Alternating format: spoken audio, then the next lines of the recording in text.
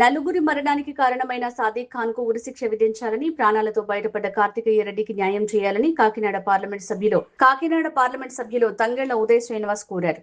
ఈ మేరకు ఆయన కార్తికేయ రెడ్డిని వెంటబెట్టుకుని జిల్లా కలెక్టర్ హరేంద్ర ప్రసాద్ ని కలిసి విజ్ఞప్తి చేశారు.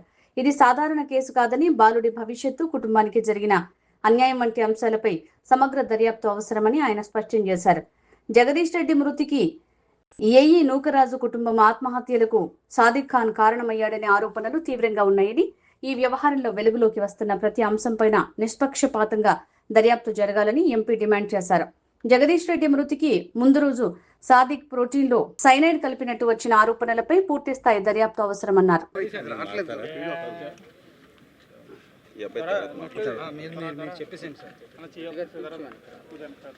అందరికీ నమస్కారం. మన కాకినాడలో ఇలా జరుగుద్దని ఎవరు ఎప్పుడూ ఊహించలేదు. సాదిక్ అనే ఒక వ్యక్తి, కనిపిస్తున్న ఈ చిన్న పిల్లాడు రియాన్ష్, వాళ్ళ తండ్రి జగదీష్ రెడ్డి, అలాగే వాళ్ళ మదరు మన గవర్నమెంట్ ఎంప్లాయీ అయిన నూకరాజు గారు, వాళ్ళ భార్య అంటే వీళ్ళ తాత, అమ్మమ్మ నలుగురి చావుకి కారణమయ్యాడు. వీళ్ళ డాడీనైతే వాళ్ళ మదర్ చనిపోయే ముందు రాసిన లేఖలో స్వయంగా చెప్పారు. ముంబై నుంచి, కెనడా నుంచి కెమికల్స్ తెప్పించి ఆయన ఫుడ్లో కలపటం, ప్రోటీన్ షేక్స్లో కలపటం, ఇట్లా కలిపి ఆ అబ్బాయిని ఎప్పుడు హెల్తీగా ఉండే అబ్బాయి, వ్యాపారం చేసుకుని కుటుంబాన్ని చక్కగా చూసుకునే ఒక అబ్బాయి, ఎంతో ఆప్యాయతగా పిల్లోడి మీద ప్రేమతో ఉండే ఒక తండ్రి కిరాతకంగా చంపేశాడు. దాంతోపాటు ఆ అమ్మాయిని, వీళ్ళ తల్లిని చిత్రహింసలు పెడుతూ, ప్రతిరోజు కొడుతూ, అంటే చనిపోయి అక్కడ హాస్పిటల్లో అడ్మిట్ చేసినప్పుడు కూడా అక్కడికి కూడా వెళ్ళిపోయి మిడ్ నైట్ ప్రోటీన్ షేక్లో ఈ కలిపిచ్చారని స్వయానా ఈ అబ్బాయే చెప్తున్నాడు. అలాగా అతన్ని చంపే వరకు కూడా వదిలిపెట్టకుండా చంపేసి, తర్వాత ఈ అమ్మాయిని అన్ని విధాలుగా వేధించాడు.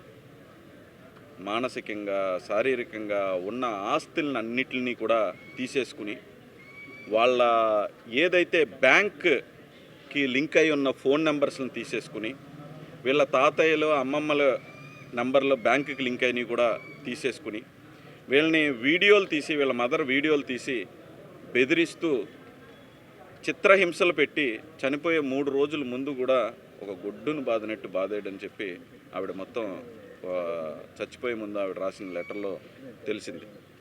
ఈ అబ్బాయిని కూడా చాలా దారుణంగా ఈ అబ్బాయిని పెట్టి కూడా బెదిరించడం. నువ్వు గనక ఎవరి దగ్గరికైనా వెళ్ళి చెప్పేవు అంటే, ఈ అబ్బాయి చెప్పింది, నిన్ను టెర్రరిస్టులకి అమ్మేస్తానన్నాడు అంటాడు. ఏంటంటే టెర్రరిస్టులకి తీసుకెళ్ళి అమ్మేస్తాను, నాకు మొత్తం అంతా కనెక్షన్స్ ఉన్నాయి, మీరు ఎవరి దగ్గర చెప్పినా సరే నేను నీ కొడుకుని టెర్రరిస్టుల దగ్గరికి అమ్మేస్తాను అని చెప్పి బెదిరించి, ఆ సెల్ ఫోన్లో 24 అవర్స్ ట్రాకింగ్లో పెట్టి టోటల్ ఇబ్బంది పెట్టిన తర్వాత ఆవిడ ఆస్తిని వదిలేసుకున్నారు. కుటుంబాన్ని అంటే హస్బెండ్ని వదిలేసుకున్నారు. తర్వాత చిత్రహింసలకు గురయ్యారు, మానసికంగా బాధపడ్డారు, అన్నిటిని తట్టుకున్నారు. కానీ లాస్ట్కి ఆవిడ రాసింది ఏంటంటే, నన్ను, నా ధర్మాన్ని, హిందుత్వాన్ని మారిపోయి నువ్వు ఇస్లాంకి కన్వర్ట్ అయితే తప్ప నిన్ను వదిలిపెట్టను అన్న దానికి ఆవిడ ఎప్పటి నుంచో చిన్నప్పటి నుంచి గుడికి వెళ్తా మర్యాదపూర్వకంగా పెరిగిన అమ్మాయి అన్నిటికీ వదులుకుంటానికి సిద్ధమైంది. కానీ ఆమె హిందుత్వాన్ని మార్చుకోమంటే మాత్రం తట్టుకోలేక కుటుంబంతో సహా చనిపోవటానికి సిద్ధమయ్యారు. చనిపోయేటప్పుడు ఈ అబ్బాయిని ఎందుకు తీసుకెళ్లారంటే కూడా, బ్రతికుంటే టెర్రరిస్టులకు అమ్మేస్తాడు నా అబ్బాయిని మతం మార్పిడి చేసేస్తాడు, మారకపోతే టెర్రరిస్టులకు అమ్మేస్తానంటున్నాడు, నా ధర్మాన్ని నేను కాపాడుకోవటం అన్నీ వదులుకున్నాను కానీ నా ధర్మాన్ని నేను వదులుకోను అని చెప్పి నలుగురు చావటానికి సిద్ధమైన తర్వాత ఫస్ట్ ఈ అబ్బాయి వీళ్ళ మదరు దూకారంట. తర్వాత వెళ్ళిన 4 గంటలు తిరుగుతున్నప్పుడు ఈ అబ్బాయి చెప్పింది ఏంటంటే, 4 గంటలు ఎవరో ఒక్క మాట కూడా మాట్లాడుకోలేదంటే, వీడు ట్రాకింగ్ చేస్తున్నాడో ఎక్కడైనా తెలుస్తుందేమో అని చెప్పి.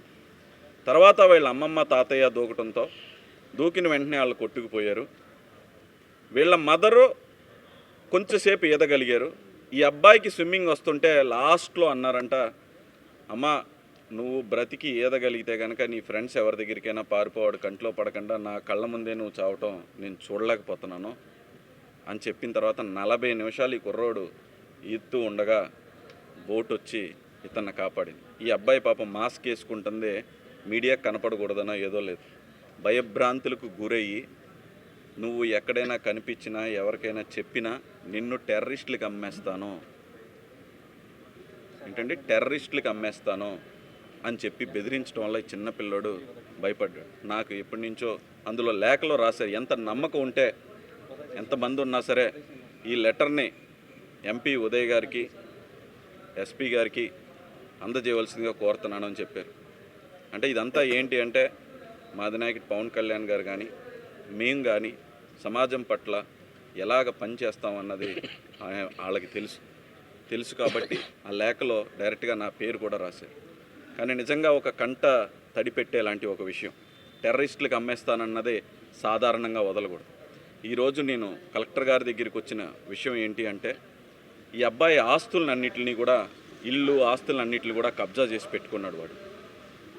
ఆ కబ్జా చేసుకున్న ఆస్తులన్నింటినీ కూడా ఈ అబ్బాయి పేరు మీద వచ్చేటట్టు, అలాగే వీళ్ళ ఫాదర్ ఒక కాంట్రాక్టర్, అందులో రావాల్సిన బిల్లులన్నీ కూడా ఈ అబ్బాయి పేరు మీదకి ఇచ్చేటట్టు, గవర్నమెంట్ ఇవ్వాల్సిన బిల్లులన్నీ కూడా ఈ అబ్బాయికి ఇచ్చేటట్టు, అలాగే సీఎం గారికి డిప్యూటీ సీఎం గారికి కూడా లేఖ రాసి ఈ అబ్బాయికి చదువుకి ఎదుగుదలకి నిజంగా ఆర్థిక సహాయం చేయటానికి కలెక్టర్ గారిని కూడా నాతో పాటు కలెక్టర్ గారిని కూడా చెప్పమనే విధంగా చెప్పడం కోసం, అలాగే వీళ్ళ తాతయ్య ఇలా ఎలాగా నలుగురు చనిపోతున్నాం కదా అని చెప్పి ఆయన పేరు మీద ఉన్న ఆస్తులన్నీ కూడా వాళ్ళ చుట్టాలకి విల్లు రాసేశారు. ఆ విల్లులన్నీ కూడా పరీక్షించి దాన్ని మళ్ళీ అబ్బాయికి చెందే విధంగా కూడా చేయమని చెప్పి కలెక్టర్ గారిని కోరటం జరిగింది. కానీ దీంతోపాటు అసలు మనం కాకినాడలో మన పాత్రికేయ మిత్రులందరికీ కూడా కోరుతున్నాను, ఆడి దగ్గర ట్రైనింగ్ అయిన ప్రతి అబ్బాయికి వాళ్ళ పేరెంట్స్కి కూడా మీ పిల్లలకి ఏం నేర్పాడు కంపల్సరీ ఒకసారి కౌన్సిలింగ్ ఇవ్వాల్సిందిగా మీ ద్వారా మీరు అందరినీ వాళ్ళని కొంచెం గైడ్ చేయవలసిందిగా, ఒక మంచి మెసేజ్ ఇవ్వాల్సిందిగా కోరుకుంటూ, అలాగే పహల్గామ్లో 26 మంది సివిలియన్స్ని 10 మంది వచ్చి చంపారు. అది నేషన్ వైడ్ న్యూస్ అయింది. వీడు ఒక్కడే 4గురిని చంపేశాడు. ఆడికన్నా పెద్ద టెర్రరిస్ట్ వీడు టెర్రరిస్టులకు అమ్మటం కాదు. ఇలాంటి ఎదవని, ఇలాంటి పొరంబోకుని ఉరి తీయాలని చెప్పి మనం అందరం కూడా ప్రధానమంత్రి గారికి, హోమ్ మినిస్టర్ గారికి, చీఫ్ జస్టిస్కి రాయవలసిందిగా మనస్ఫూర్తిగా కోరుకుంటున్నాను. ఇలాగే దీంతో పాటు ఈ కేసుని సిబిఐకి అప్పగించి ఏ చిన్న చిన్న వాటికో వీటికో డైవర్ట్ అవ్వకుండా వాళ్ళ పేర్లు వీళ్ళ పేర్లు అది యాడ్ చేయకుండా సిబిఐకి ఇచ్చి డైరెక్ట్గా దీన్ని ఫుల్ ఫ్లెడ్జ్డ్ ఇన్వెస్టిగేషన్ చేసి వీడు పారిపోయాడు అంటే ఢిల్లీలో ఫ్రెండ్స్ దగ్గరికి వాళ్ళెవరు, ఇలాంటి వాళ్ళకి ట్రైనింగ్ ఇచ్చేది ఎవరు, వీళ్ళు అసలు ఎక్కడి నుంచి కనెక్టెడ్ ఉన్నారు, వాడికి వీడికి సంబంధం ఏంటి, ఇలాంటి వాళ్ళు కాకినాడలో ఎంతమంది ఉన్నారో, అసలు ఆంధ్రప్రదేశ్లో ఎంతమంది ఉన్నారో, వీడి ద్వారా ఎంతమంది మోసపోయారు, ఎంతమంది హింసపడ్డారు, ఎంతమంది ఇబ్బంది పడ్డారు, ఎంతమందిని నిజంగా వీడు మతం మార్పిడి చేశాడు అనేది కూడా తెలుసుకోవాల్సిన అవసరం ఉంది. సో దీన్ని మన ప్రభుత్వానికి, మా చీఫ్ మినిస్టర్ గారికి, అలాగే డిప్యూటీ సీఎం గారికి కోరుతూ, అలాగే ఈరోజు అమిత్ షా గారికి, ప్రధానమంత్రికి గారికి, చీఫ్ జస్టిస్ గారికి కూడా లేఖ రాయటం జరుగుతుంది. ఇది సామాన్యంగా వదిలేసే విషయం కాదు. మనం ఏదో జరిగింది అని చెప్పి 2 రోజుల్లో దీన్ని మర్చిపోయే విషయం కాదు. దీన్ని ఖచ్చితంగా ప్రతి ఒక్కరూ గుండెని కరిగించే విషయం. ప్రతి ఒక్కరికి, మీ అందరికీ కూడా ఈ ఫుల్ స్టోరీ తెలిస్తే కంపల్సరీగా కంట తడి పెట్టుకుంటారు. అన్ని చిత్రహింసలు ఈ అబ్బాయిని పెడతాం, వీళ్ళ కుటుంబాలను పెడతాం, చంపేయటం అంటే సాధారణ విషయం కాదు.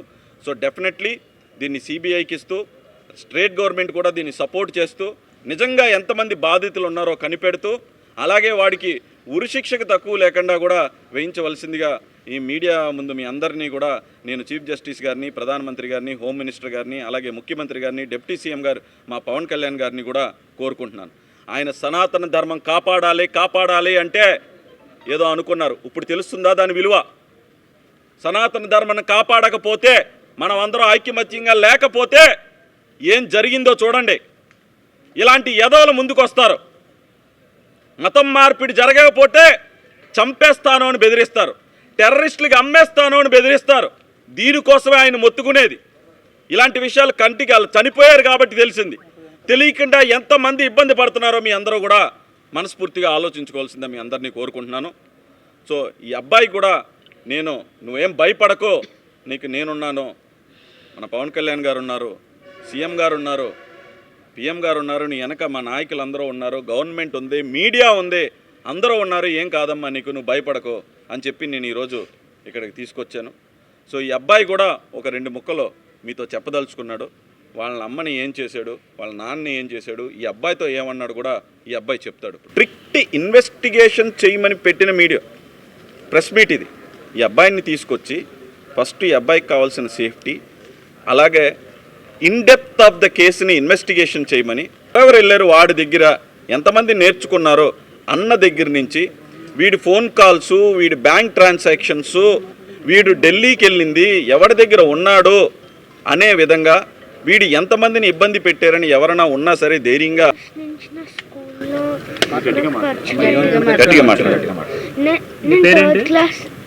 నా పేరు కబూరి రియాన్స్ కాట్యారెడ్డి. నేను ఇప్పుడు 5th క్లాస్లో స్టడీ చేస్తున్నాను. నేను లక్ష్య స్కూల్లో చదువుతాను. నాకు థర్డ్ క్లాస్ నుంచి పరిచయం. రైఫిల్ షూటింగ్ స్పోర్ట్ అంటే నాకు చాలా ఇష్టం. అందుకని అది స్కూల్ నుంచి తీసేస్తున్నారని అది నాకు ఫోన్ నెంబర్ ఇచ్చారు, నా అకాడమిక్ రారియో అని ఇచ్చారు. అప్పటి నుంచి కొంచెం టచ్గా అయ్యారు. అప్పటి నుంచి మమ్మీని చాలా కొత్తగా మరి స్టార్ట్ చేశారు. అప్పటి నుంచి నాకు చాలా భయం వేసింది. అదేమన్నారు, నువ్వు ఎవరికైనా చెప్పినా టెర్రరిస్ట్కి ఇచ్చేస్తాను అందరినీ, నువ్వు ఇంకెవరికి చెప్పద్దు అని అన్నాడు. ఇప్పుడు కూడా నాకు చాలా బాధగా ఉంది. అది చాలా పెద్ద పనిష్మెంట్ రావాలి. నాకైతే